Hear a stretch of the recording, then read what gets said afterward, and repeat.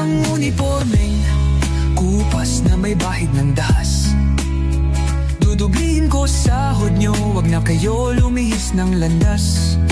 Hulihin nyo mga gumagawa ng masama, kahit pangalan ko nakataya. Akong bahala sa kaso nyo, basta kayo ang nasa tama. Pero ano ang isinukli? Bakit kayo nagpunyagi? Pinakain nyo sa mga estranghero ang 80 na lolo'y parang may mali. Pagkatapos ay angat ang inyong moral na dating mabababa. Grabe ang isinukli, parang dumukot ng tae. Tapos nilagay sa kamay, sabay sampal sa kanyang mukha. Mahal ko ang Pilipinas, di ako papaapi. Ipinanganak ako sa bayang mapagtimpi.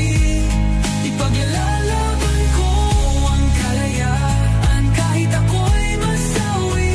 Sisikatin ang araw, muli tayo magsasamang nakangiti.